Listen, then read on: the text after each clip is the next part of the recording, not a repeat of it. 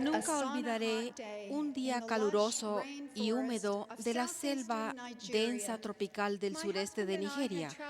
Mi esposo y yo viajábamos a una región remota de nuestra misión a fin de que él llevara a cabo entrevistas para recomendaciones para el templo con los miembros del distrito y Ello. Algunos habían sido miembros de la iglesia menos de 2 años. Todos los miembros vivían a casi 5.000 kilómetros de distancia del templo más cercano en Johannesburgo, y ninguno había recibido la investidura del templo. Esos miembros sabían cuál día del mes visitaríamos su distrito, pero incluso nosotros no sabíamos la hora exacta en que llegaríamos. Ni tampoco podíamos llamar porque los teléfonos eran escasos en esa parte de África Occidental. Esos fieles santos africanos se reunían temprano por la mañana para esperar todo el día, si fuera necesario, para efectuar su entrevista para recibir la recomendación. Al llegar notamos que entre los que esperaban en el intenso calor había 2 hermanas de la Sociedad de Socorro vestidas con prendas de brillantes colores, blusas blancas y los tradicionales turbantes africanos.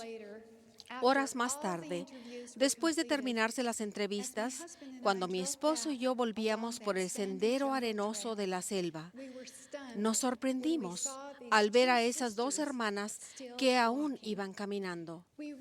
Nos dimos cuenta de que habían caminado desde su aldea, un viaje redondo de 29 kilómetros de distancia, solo para obtener la recomendación para el templo que sabían que nunca tendrían el privilegio de utilizar.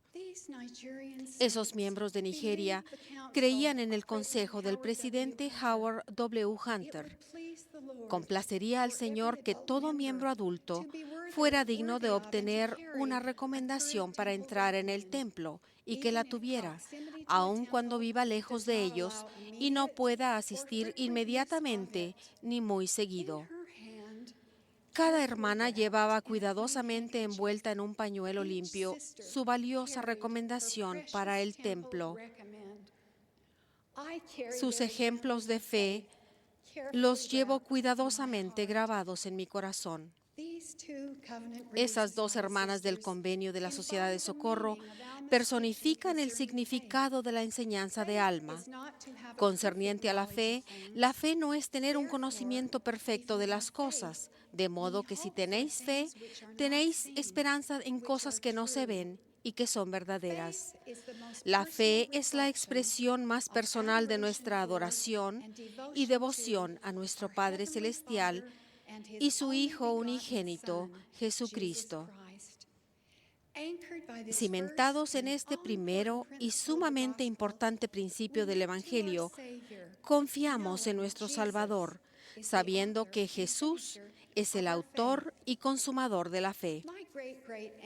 Mi tía bisabuela, Laura Clark Phelps, fue el primer miembro de la familia Clark que se unió a la iglesia. Ella demostró de manera singular una fe firme en el Señor, sin dudar nada. Su legado enseña mucho sobre la doctrina de la fe, como la certeza de lo que se espera, la convicción de lo que no se ve. Recibió ella su bendición patriarcal de José Smith padre, donde se le aconsejaba que fuese fiel y que llegaría a tener una herencia en Sión. También se le dijo que acudiera a Dios en fe, y si lo haces, se te concederán todos los deseos de tu corazón. Laura y su esposo conocían al profeta José Smith. Una vez, el profeta y su hermano Hiram llegaron corriendo a la hacienda de estos, ubicada en Far West, Missouri, donde Laura los escondió detrás de unas cortinas de tela. Ella tranquilamente hizo frente a los líderes de la chusma que entraron a toda prisa para buscar al profeta. Laura experimentó las alegrías y las penalidades de los primeros miembros de la iglesia de esta dispensación. Su fe se fortaleció al haber sido expulsada de su hogar y separada de su esposo en varias ocasiones.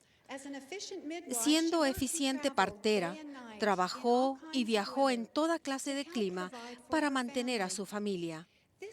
Ese gran esfuerzo y la exposición a las inclemencias del tiempo tuvieron sus consecuencias. Ella falleció a la edad de 34 años, dejando atrás a su esposo y 5 hijos.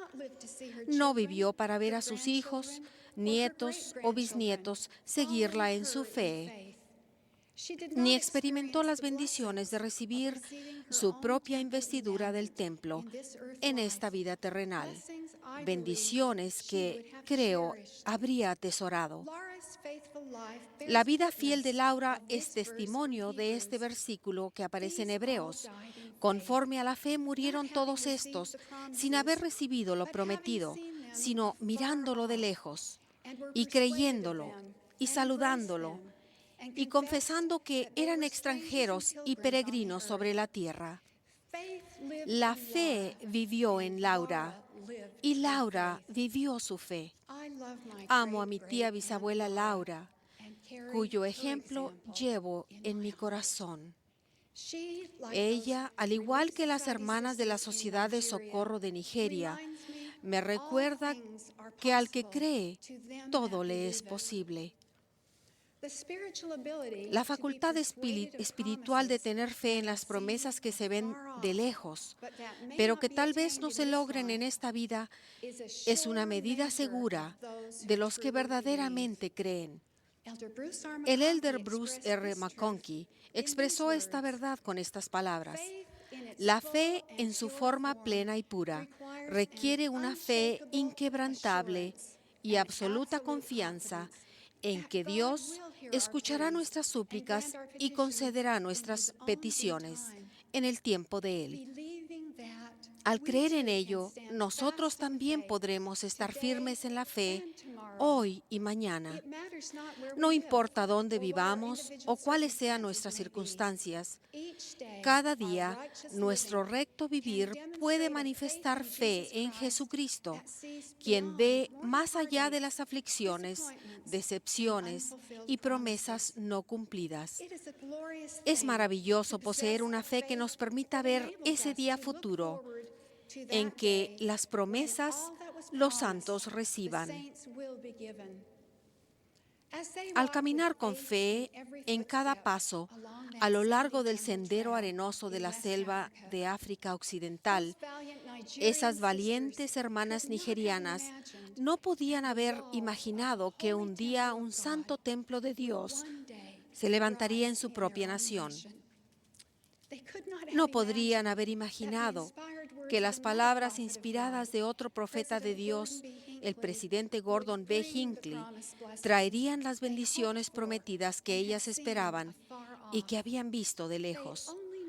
Lo único que sabían era que el Señor restauró su evangelio en estos días, que en el corazón llevaban un testimonio de ese evangelio y que la fe iluminaba su sendero en la vida. Luego siguieron el consejo de un profeta de ser dignas y de llevar consigo una recomendación para el templo. Mi esposo y yo recordamos con afecto a esas hermanas y a tantos santos de África Occidental aquel día extraordinario de abril del 2000, cuando el presidente Gordon B. Hinckley dijo: anunciamos en esta conferencia que esperamos construir una casa del Señor en Aba, en Nigeria. Hermanos y hermanas, testifico que a veces los milagros confirman la fe.